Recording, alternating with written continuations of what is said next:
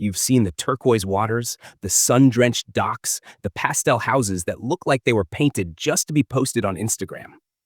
But what if I told you that behind all that paradise, the market in the Florida Keys is quietly shifting?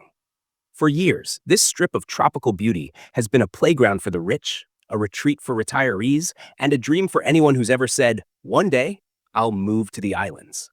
But lately, something's been changing, and it's not just the tide. Right now, the average home in the Keys costs just under $1 million. A million. And for a long time, that price made sense. People from Miami, New York, even California were flocking here during the pandemic. They wanted space, water, sun, freedom. But fast forward to today, 2025, and that same paradise is starting to feel the pressure. Prices are slipping. In the lower Keys, the median home price is down nearly 9% from last year. In the middle Keys, it's down over 13%. The boom that sent property values skyrocketing seems to be hitting a wall. You'd think that would scare buyers away, right? But no, it's more complicated than that. Because in the Florida Keys, the rules are different. Supply here is limited. There's only so much land, only so much waterfront. You can't just build another island. So even when prices cool, demand never really disappears. It just waits for the right moment to strike. Drive down US 1, and you'll still see new listings popping up. Some glossy, some desperate. Price reduced, motivated seller, luxury island living. Yet behind those signs are stories. Some are families who cashed out early and are now struggling to buy back in. Some are investors who bought at the peak and are watching their margins evaporate. Others are locals, squeezed between rising insurance costs and slowing tourism seasons. The dream of living in paradise? For some, it's starting to look more like an expensive gamble. Take Key West, for example. Home values there are still over $1 million on average, but they're down nearly 7% from last year. Homes that once sold in a week are now sitting for over a month. Sellers are slashing prices, hoping to catch the last wave of buyers before the market cools further. For the first time in years, we're seeing homes sell below their listing price, sometimes by as much as 4%. That might not sound like much, but in a $1 million market, that's $40,000 gone, just like that. And yet, if you ask the locals, they'll tell you the Keys aren't dying, they're just resetting. Because while prices might be slipping, the lifestyle hasn't changed. The ocean still sparkles, the sunsets still paint the sky in gold, the people still live slow, smile wide, and drink rum like it's a hobby. So what's really happening isn't a crash, it's a correction. The market is adjusting, finding its new normal after years of runaway growth. But here's where it gets interesting. While the residential market cools, the rental and vacation sectors are seeing a different story. More homeowners are turning their properties into short-term rentals, trying to make up for lost value with nightly income. Platforms like Airbnb and Vrbo are flooded with listings, from $300 a night cottages in Key Largo to $2,000 a night luxury estates in Islamorada. And that's shifting the entire economy of the Keys. More tourists, more traffic, more demand for services, but also more pushback from locals who feel their neighborhoods turning into revolving doors for visitors.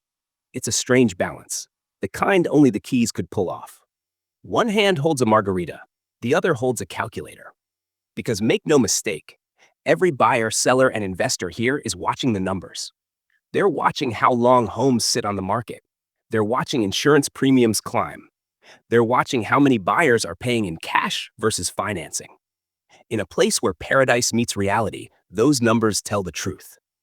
If you've ever dreamed of buying here, this might be your window. Homes are staying on the market longer, about 53 days on average, up 33% from last year. That means buyers have leverage again. You can negotiate, you can breathe, you can find the place that really fits, not just the one you had to rush to grab. But don't get too comfortable, because the Keys don't stay down for long.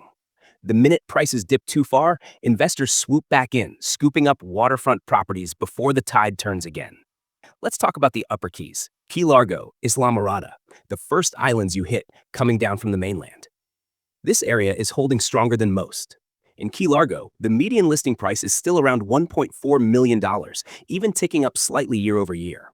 Why? Proximity. It's close enough to Miami to commute, far enough to feel like an escape. That makes it the most stable segment of the Keys market. Wealthy buyers who want the Keys lifestyle without going all the way south are keeping those prices firm. But drive further down toward Marathon and Big Pine Key, and you'll feel the change. More for sale signs, more price cuts. These middle islands were hot during the pandemic. Now they're cooling fast. It's a reminder that in real estate, even paradise can overheat. And then there's the wild card, climate and insurance. Rising premiums are scaring off some buyers, especially those financing their homes. Flood zones, windstorm coverage, elevation requirements. It all adds up. For some, owning in the Keys isn't just about affording the house anymore. It's about affording to keep it.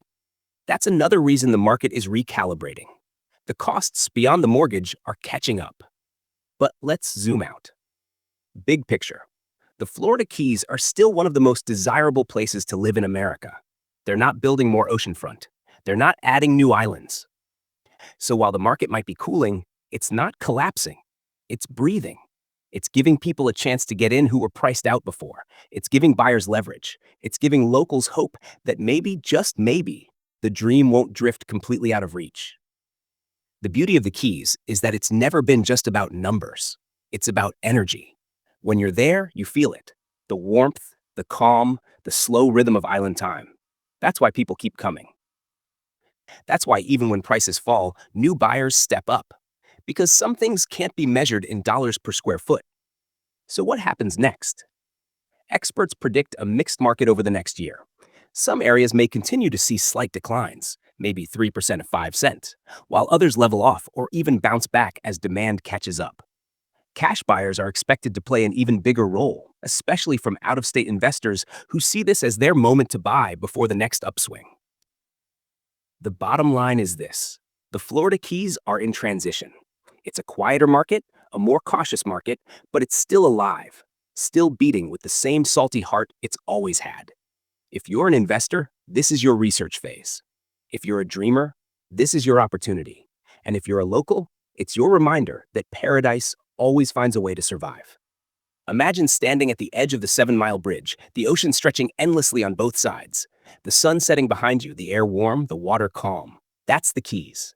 Beautiful, unpredictable, and always moving.